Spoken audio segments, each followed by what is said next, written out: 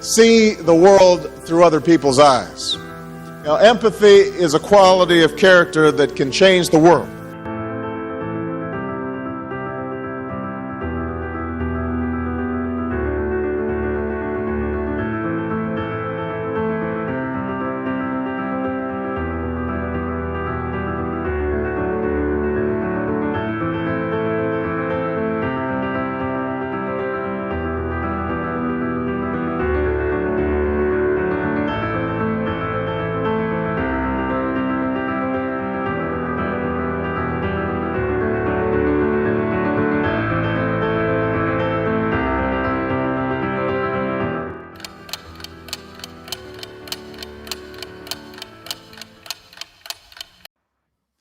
Good afternoon and welcome to Artefact Live with me, Scott MacArthur, where we look at the art and science of storytelling.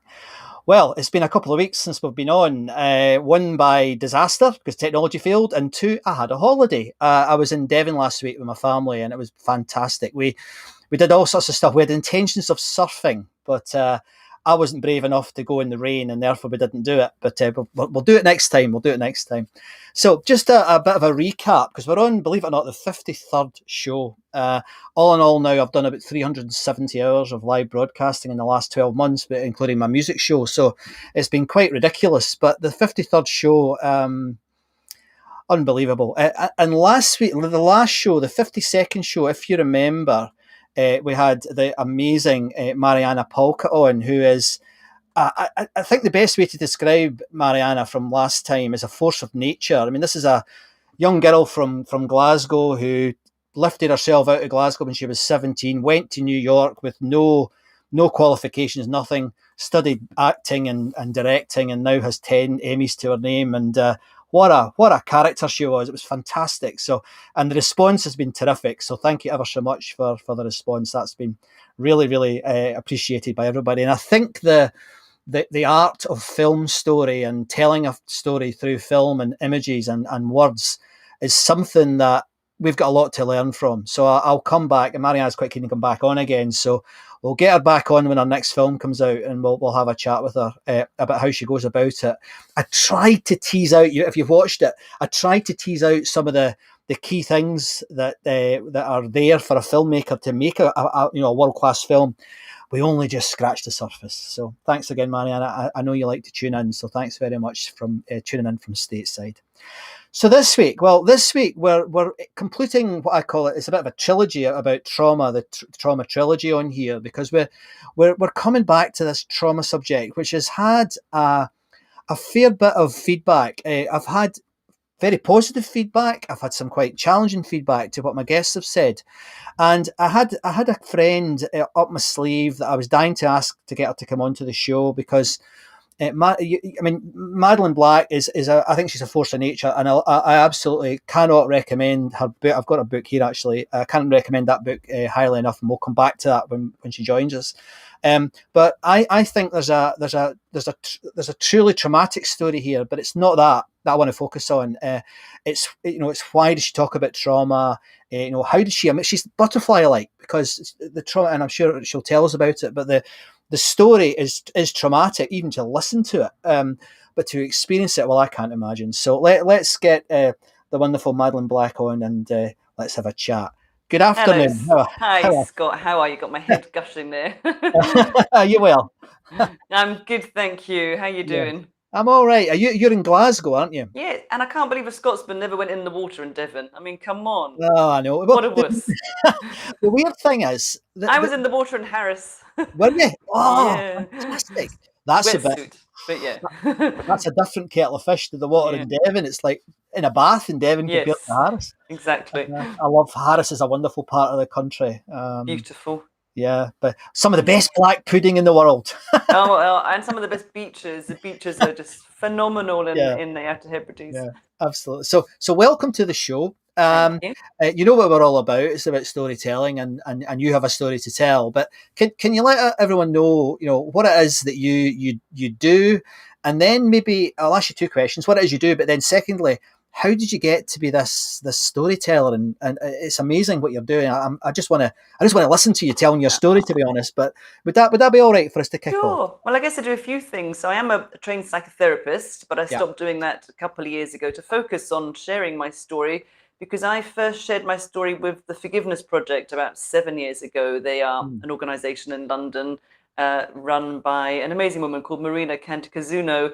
And I don't know if you've heard what she calls us. She doesn't call us storytellers. She calls us story healers. Oh, I used that. I nicked that in the advert. It's Brilliant. It's fabulous, isn't it? So she Yeah. really believes, like me, the power that comes when we share our stories. And so I started to become a speaker, but obviously, as we know, COVID struck. So my career was just going up in the world, and then it's kind of paused or it's suspended. I don't know where it is at the moment in the speaking world.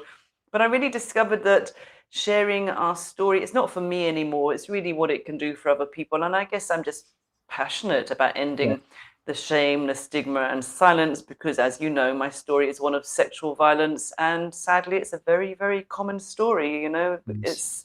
There's so much rape, abuse going on everywhere, somewhere on this planet every day. A man, a woman, or a child will experience sexual violence.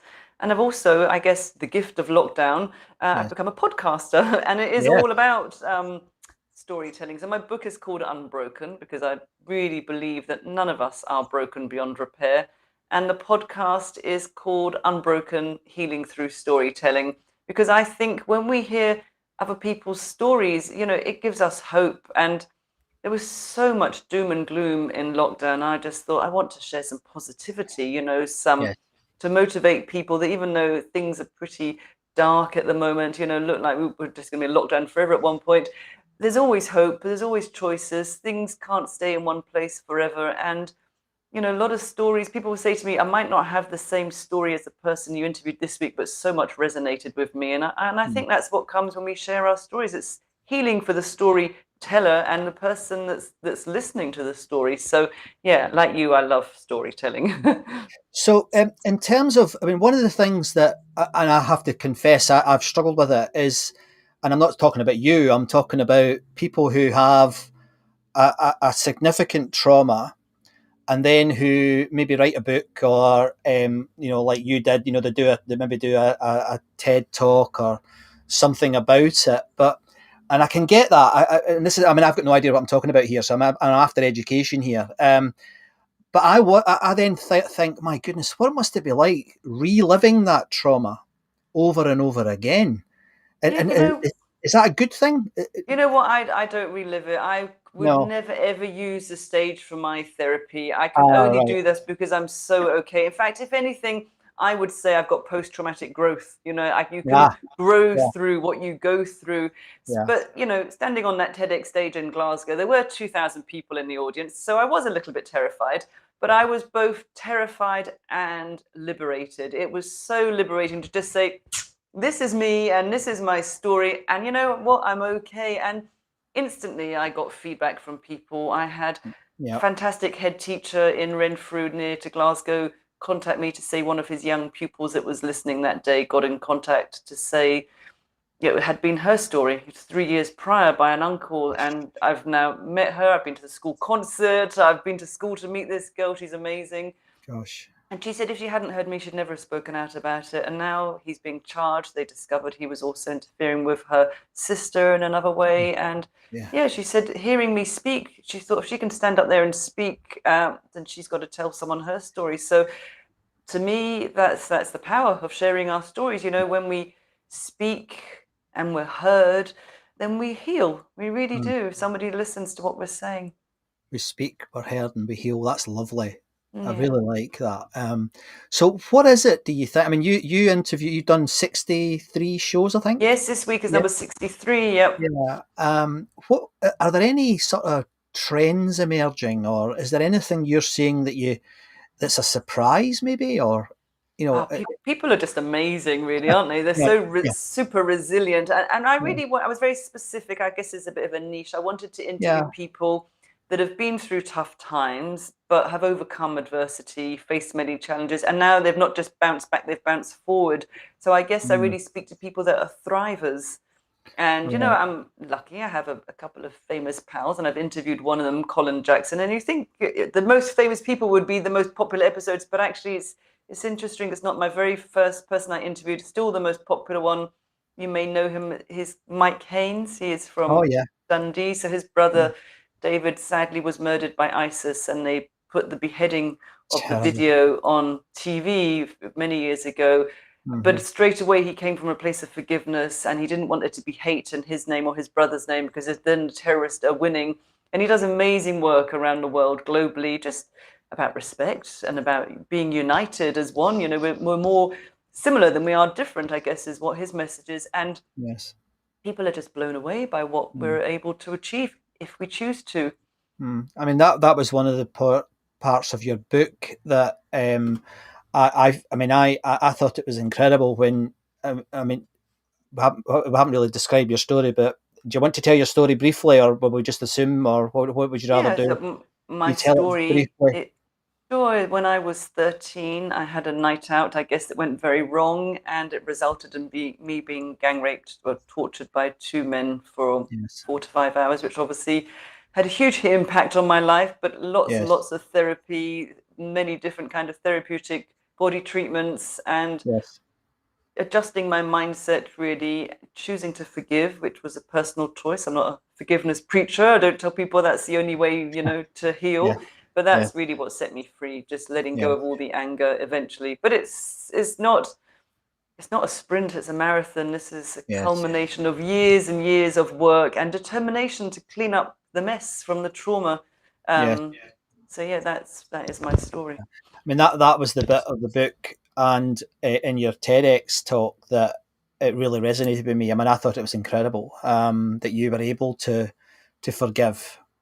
I mean, I think I can't remember the exact words, but you mean you're not able to forget, but you're able to forgive. I mean, I think that's quite beautiful, and I think that is a certainly when I read the story, I was like, yeah, I get that. I don't know how to do it myself. I've never had to do it, but I it resonated with me. The importance of that Yeah, I forgiveness. guess, the first person I had to forgive was me, because all I was just a naive 13-year-old. But for years, like most survivors of sexual violence, because of all the rape blaming messages that were fed into culture, I thought it was my fault, that I was guilty. I brought it on myself. And that took me many, many years to realize, actually, no, these two men chose to hurt me and rape me. Nothing to do with me, what I was drinking, what I was No, wearing. It came down to them at the end of the day. But that self-blame, self-loathing, guilt, that took years to really work that gosh, layer by layer. gosh. So how do you now, having had that experience, that trauma, you've adopted that forgiveness perspective. Hmm. If you meet someone who has had that, who is maybe in that early stage, Hmm. and I'm not asking you to be a therapist. I'm just wanting the story really. How do you help them? Because it's one of these things. It's a bit like a lot of things in life. When you meet somebody and you don't know what to say, Yeah. how the hell can how do you talk to somebody who's been through that experience? You can even just say that. I don't know what to say. Just be Ah, right, real. okay. Just be yourself. And that's the thing, that's people know when we're genuine and when we're not. It took me many Mm, therapists, because I would look them in the eyes, say what I had to say, and thought, oh, they can't hear what I have to say. You can just tell, even if there's no words spoken. But right. really, from a therapeutic point of view, I would just go at my client's pace, Mm, never push them any further, never go back any further, just work where they're at. And I also think, because my course was very experiential, and we had to do the work. If I can't go to those dark chapters within my life, how can I expect to travel there with my clients? So yes. it's a Yes. brilliant job, because it's always one that works me as well. I have to Mm, be very aware, a lot of personal development, so that I can be the best therapist that I could be. So yes. Yes. I've done that journey. I've sat in both seats many times. I've been the therapist and I've been the client for both of Mm, them for many mm, years. So yeah, I think always go at the client's pace, because you can tell them things over and over and over, and if they're not open to hearing it, oh, but, and you can hear they're just caught in excuses at that point, or they're caught in self-blame and shame. And I think that's one of the hardest things to work through, to eradicate the shame. yeah. There's two things I want to ask you connected to that. One of them is about directly, the other one's indirect. So I'll ask the direct one, which is about the word shame. Yeah. There seems to be an awful lot of shaming going on in the media and on the internet and on LinkedIn. It's everywhere. You can't get away from it. If you're a white middle class male, you've got all this stuff you've got to deal with. If you're white, you've got to go deal with all this stuff. If you're black, you've got to deal with all that stuff. If you're straight, you've got to deal with. I mean, there is a lot of it. The shame culture.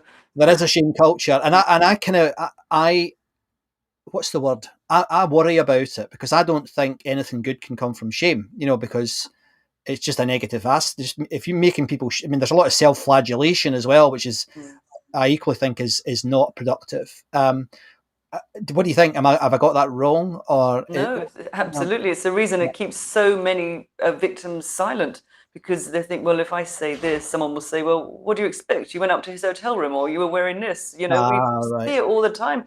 There was a case quite a few years ago in Ireland, and the judge said to the female survivor, well, you were wearing lacy thongs, and you think, well, actually, if he's down to your underwear, he's obviously taken your clothes off. Lacy thongs do not cause rape. Rapists cause rape. 100% of all rapes are caused by rapists. But the only way for me to work my shame at the end of the day was to step into my shame. So by sharing my story, standing on that stage in front of 2,000 people and grounding myself and knowing that the shame might creep up, but I'm not, I'm not what happened to me. I'm not my body. I'm not all those things that were done to me. But it's such I guess, intimate crime that we turn it inwards and we turn it onto ourselves and we look to ourselves to make sense of it. Well, I could have done this and I could have done that. Actually, no, you couldn't. And when you start to stop self-blaming and self-loathing, I think that is really the most healing part of any journey. You were never to blame. It was never your fault. Never. No. Terrible. Absolutely. I hate that. You remember that Jodie Foster film about it? Yes. Accused. Yeah. That's it, yeah. So the second thing, that it's really about storytelling, and one of the things I encourage people to be is an archaeologist of their own life. I want them to go back and unearth their own stories, and tell their own stories, because I believe we're all storytellers. But one of the things I get quite often from people is I can't remember anything, Scott. I'm in my 60s, and it's a long time ago. How do you go about it? I mean, a very traumatic experience like you just described, I can imagine that remains in the dendrites. But when you're writing a book like you did and then telling stories like you do, how do you go about it? Is there a way you do it, or do you sit down and what do you do? It's interesting because of the trauma. It blocked out for years, so I didn't remember it. It disappeared. Right. You think it would still be in there. It is in there, but it was in such a deep level because it's just normal to depress it and suppress it, and you don't want to go to these places. So you do everything to avoid it, which is why you have all the impact of what happened to you. All the numbing out, everything that you do to avoid going to those spaces, till eventually you realize, actually, I'm going to have to step into these dark chapters in order to heal these places. But once I made that decision to write my book, it was like I just vomited the words, really. I decided that I was going to write my story. I'd actually been to hear an amazing storyteller, a woman called Marion Partington. You might have heard of her. She's also with the Forgiveness Project. Right. And her sister Lucy had been murdered by the serial killers Rose and Fred West. And all the Forgiveness Project events are in London, and Marion was coming up to Glasgow, and they said she's at a school in Shawlands. Is that near you? I said, well, it's about 2 minutes up the road. So I got to meet her, and I just saw the impact of her sharing her story on the audience. It was, you could hear a pin drop to start with, but it was just, she just mesmerized them all, that power.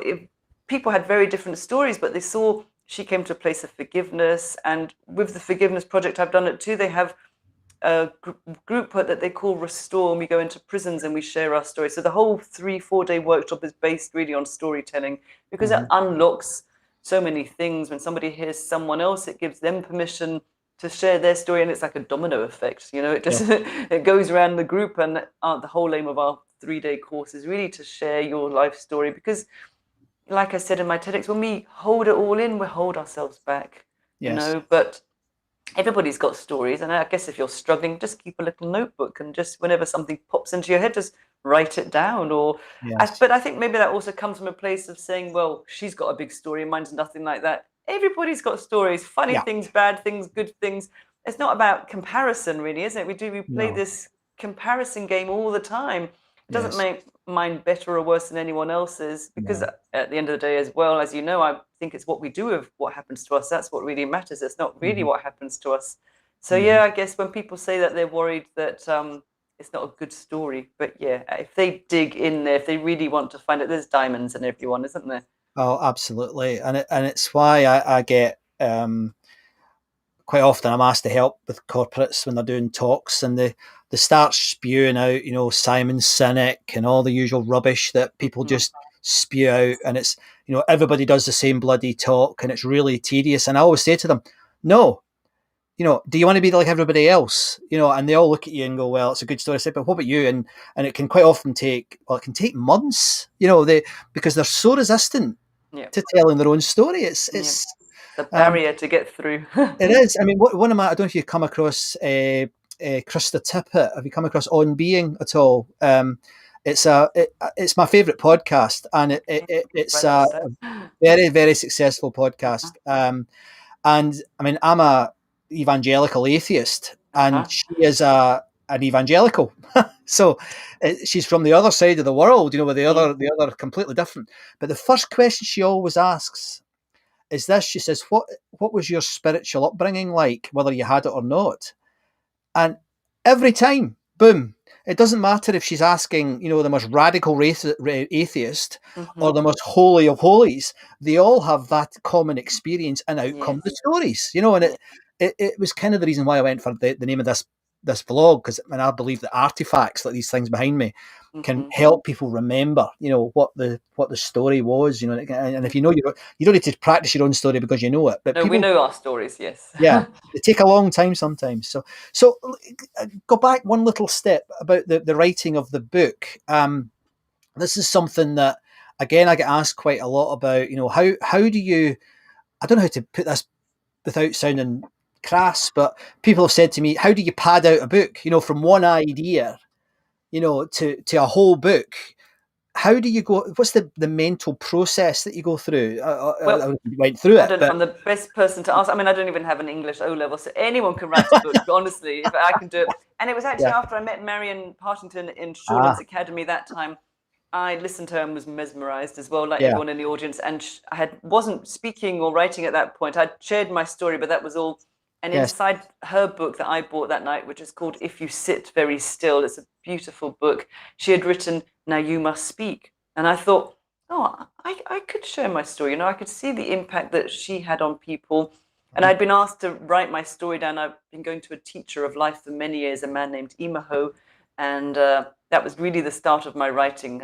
I'd written that just before, about 12 pages. And once I made the decision to write my story, literally, the words just came to me. So I feel like somebody, whoever was yeah, assisting me, because I literally, at night, I couldn't sleep. All the words would come into my head, and I'd sit down at my Mac the next day, and I just kind of pluck these words out and just write and write yeah. and write. And in about 8 weeks, I had written 70,000 words. So Wow, I always wow, kind of feel it really did write itself. yeah. It just kind of vomited out of me, which is a weird thing to say. I remember I interviewed, if you know Ewan Morrison is a Scottish Mhm. writer, and what he said was very similar to you. He said the books, it almost feels like they come through you. Yes, The absolutely. but this is this the book, Mark? Yeah, That is obviously the it book. is. It's a Yeah, beautiful book. yeah. Yeah, But she's a fantastic woman. I will grab a copy of that and I will read it. Yeah. So we're just going to pause briefly, and I think already you can see that there's a lot in this story from Madeleine, and one of the things that I'm keen to do is to take the sort of learning from people, people that tell wonderful stories like Madeleine, and help you with a structure. So as I've said before, every month, end of the month, I do an online event called Storytelling at Work, and it's all about giving you an edge and how. I mean, I believe that stories not only can really help you, when you're dealing with trauma, but they can differentiate you. So if you're interested in coming along, it's at 25th of the month this month, and the link is in the usual places across the social networks. But it's great fun, and I really enjoy it.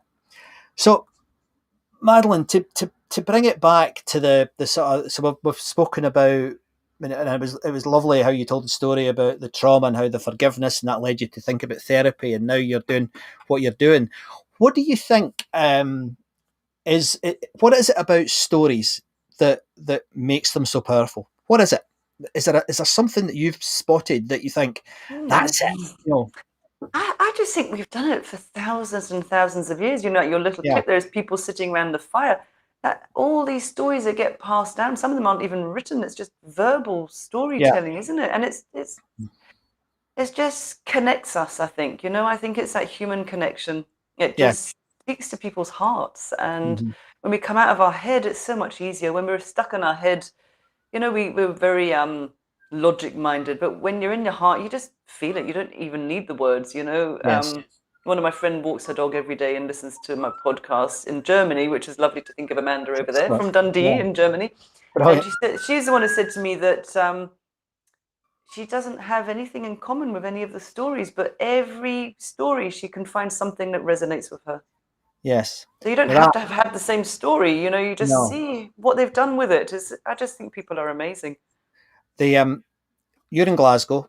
We've got Hmm. COP26 happening in Glasgow right now. Yes, I'm not going anywhere. Um, yeah, yeah, you're confined to The roads are barracks, all aren't you? Yeah. closed. Yeah.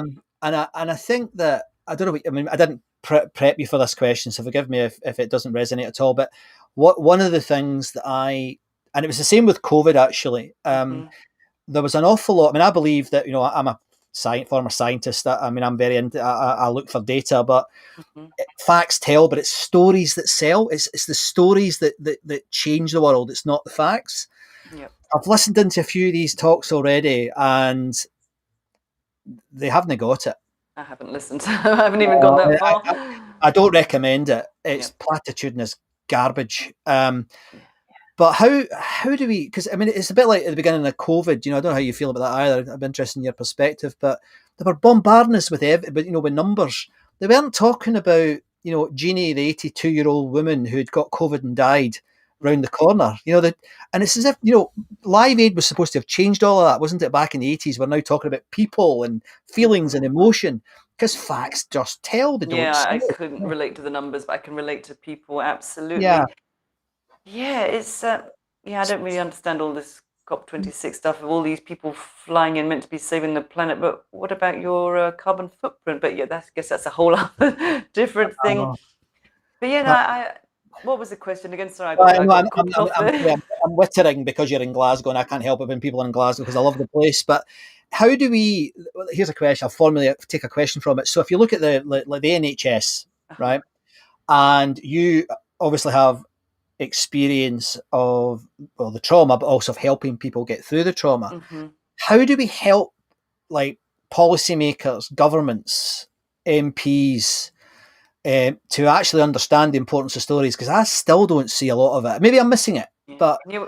Well, it's interesting because as a therapist, you would never reveal any part of you to your client, you know, because yes, you're not really there to work yourself. And if that becomes an issue, then you need to speak to your supervisors. But yeah, but you're there to, I guess, help them work their story. And again, Mhm. it's different in therapy because it's not really their story, it's what they're doing with it. So it's about their thoughts, feelings, and behavior. So it's Right. what does, because you could get two people, say, for example, I would have two clients whose father died, and one would say, that's it. I'm never going to get over it. I'll be devastated and grief struck for the rest of my life. Or you can get someone that says, I'm so lucky he was my dad. I'm so grateful. What a Mm, fantastic guy. I'm going to live my life through the way he did every day. And so I always find that part interesting. What we do with what happens to us, how we walk it through, how are some people able to be resilient and some people just get stuck as in yeah. trauma. So to me, stories are so important. I don't know if Mhm. you know my dad's story. My dad had a huge, big story. He was a Holocaust survivor. And Right. people always think I became a therapist because of what happened to me. But it was really, if you met my dad, he mucked about. He was like a big kid. He'd lost his parents, his brothers and sisters. His youngest brother was just 7 when he was 6, Mordechai, when he was gassed in Auschwitz. So all his family were murdered.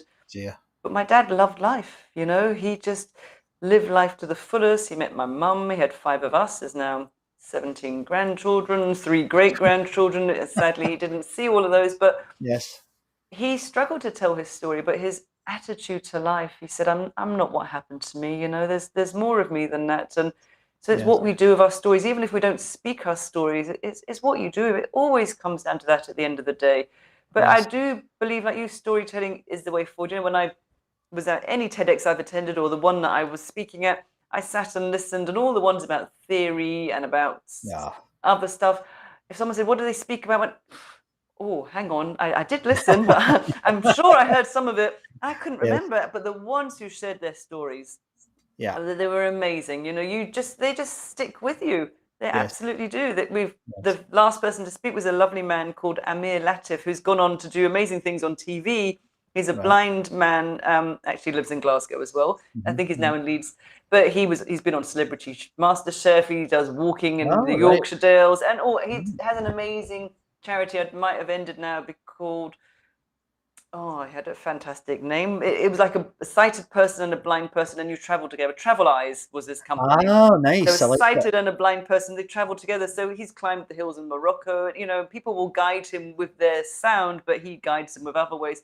But he saw more than most people, you know, Yes. and he Wow. trained as an accountant. He became head of an accountancy firm, and he's blind. And Mm. we're so limited by our thoughts and what we Yeah. see and how we are. And I thought, yeah, he sees more than other people. But it was his story that I really remembered at the end of the day, how he Yes. turned it round and how he just is so resilient and he wouldn't let it define him. And if anything, also he's grown through what he's gone through. You know, Yes. it's not destroyed his life, which is what people think.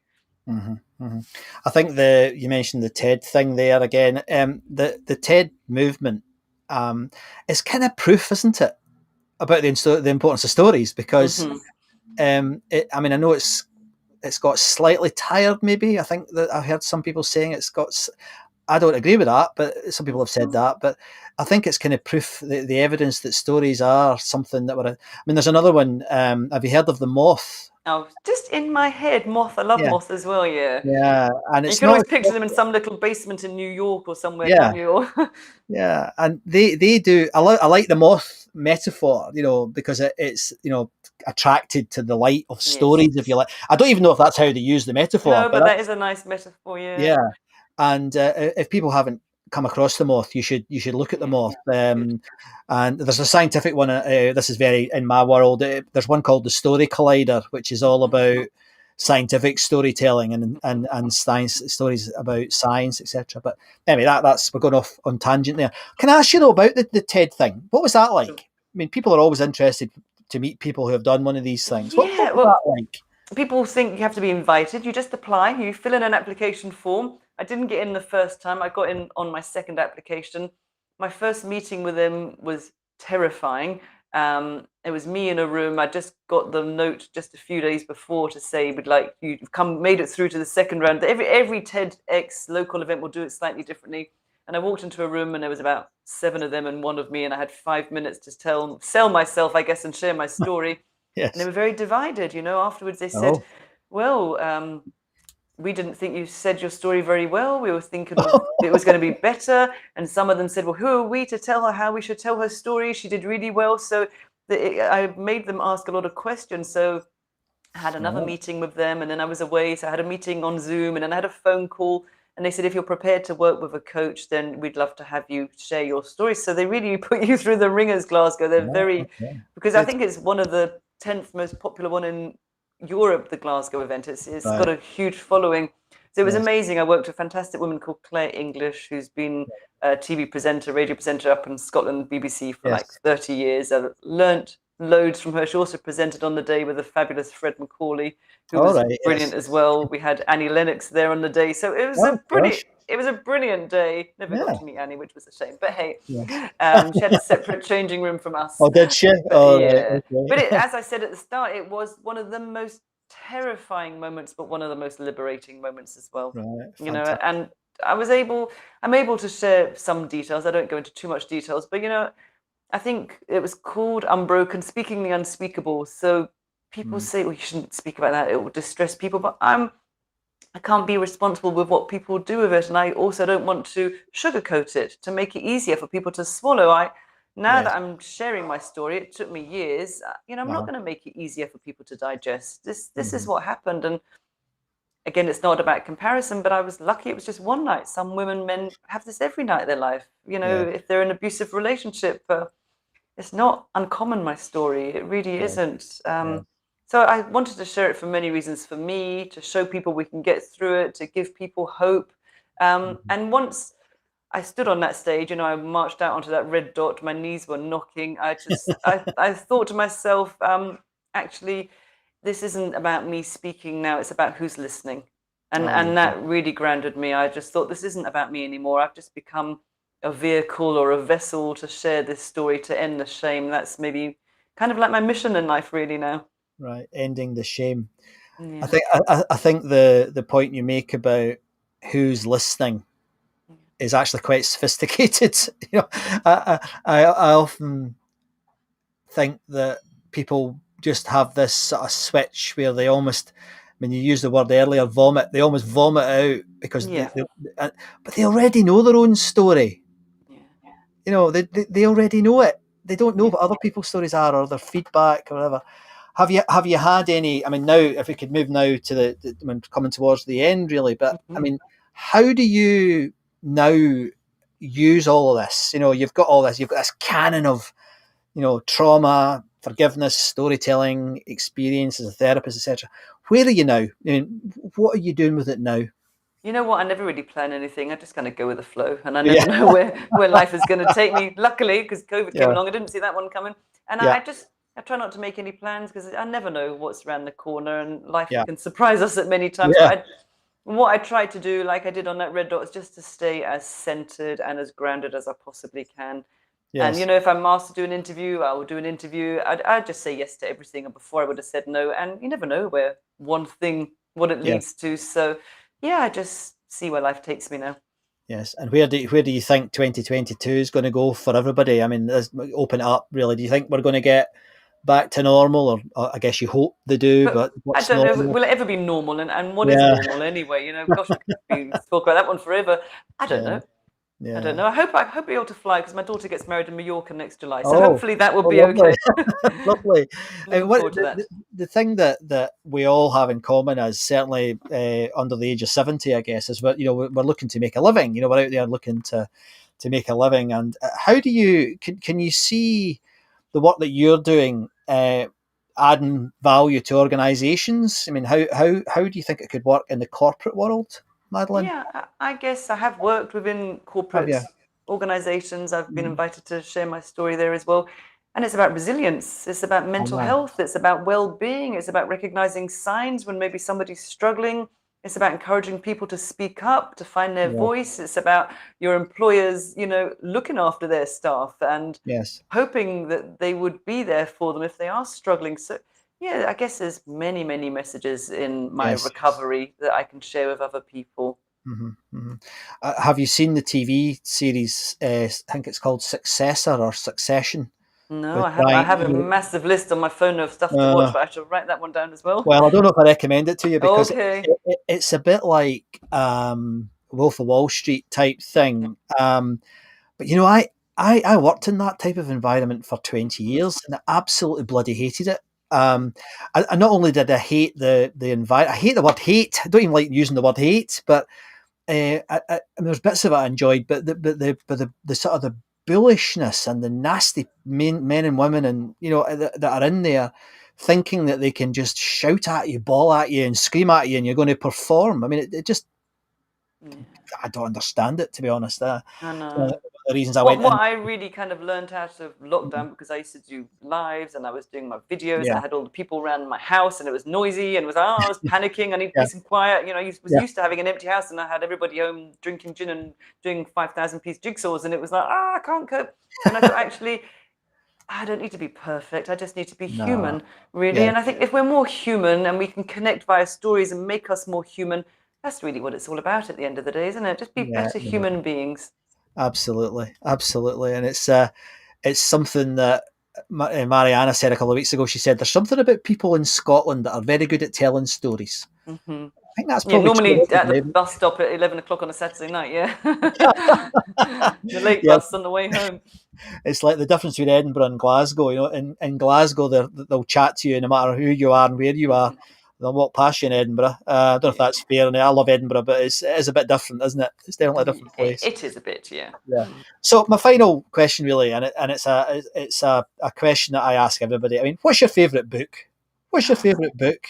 Oh, It can be a real, it can be a factual, it could be your one you mentioned earlier. It can be anything. What's your favourite book? I think for me, when I read Maya Angelou's Yeah. I Know Why the Caged Bird Sings, I didn't Yeah. know that you could write about rape. I didn't know that was the first time I'd ever seen it written down, and the impact of what it did to someone, and how she walked through it. And that kind of gave me hope. And I read it quite a few times. And she was just the most extraordinary woman as well, amazing woman. Everything she writes or that I read just resonates with me. It just speaks to my heart because it's genuine, there's nothing fake. It's just real, and people know when we're real and genuine. Yes, I love those books, and I have to say, in her words, I think you're a phenomenal woman. I think that it's been a pleasure meeting you. But I mean, I've known you for ages, but we've never really had a long conversation, have we? There's always been some Not really. But I think you're phenomenal, and I really am extremely grateful for you coming on. And one of the people over on Facebook has said I could listen to Madeleine all day. Well, likewise. Thank you, lovely Facebook user. It doesn't say your name, but thank you. No, there's a problem between the Restream technology and Facebook. They're all arguing with each other about who owns the data at the moment. So it's a mess. Oh dear. But thank you. And if people want to get in touch with you or communicate with you or see your work, where's the best place for them? Well, I'm on all the social media platforms, but I guess if you go to my website, madelineblack.co.uk, you can find me there and see what I'm up to. Fantastic. Well, thanks again, and I wish you well. And I'll be in Glasgow quite soon, so maybe we can have a cup of tea or even something a bit stronger. Sounds good. Thank you. Thank you very, very much for coming on the show. Pleasure.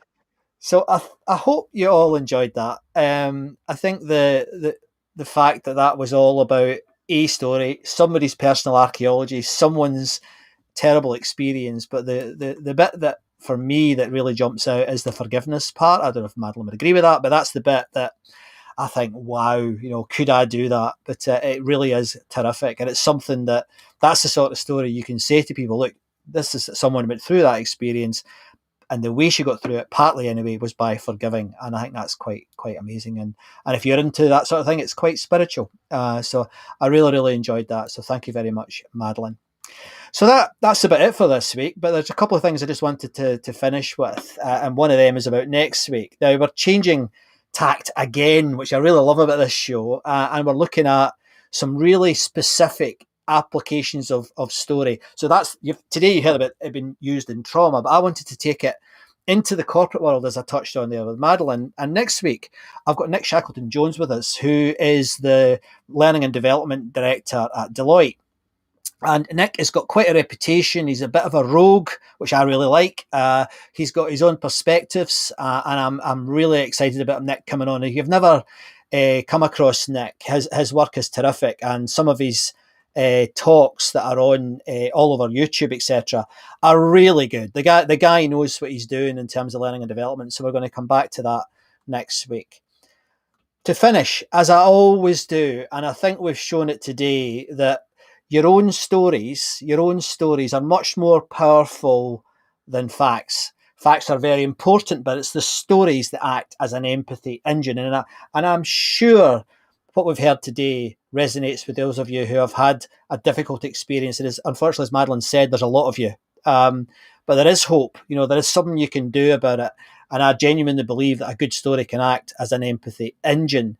And then finally, and the key thing I say every single week, watch out for stories, because you know what, guys? Those stories can change the world. Thank you very much for tuning in to Artefact Live episode 53, and I look forward to seeing you all next week. My name is Scott MacArthur, and this has been Artefact Live, the art and science of storytelling.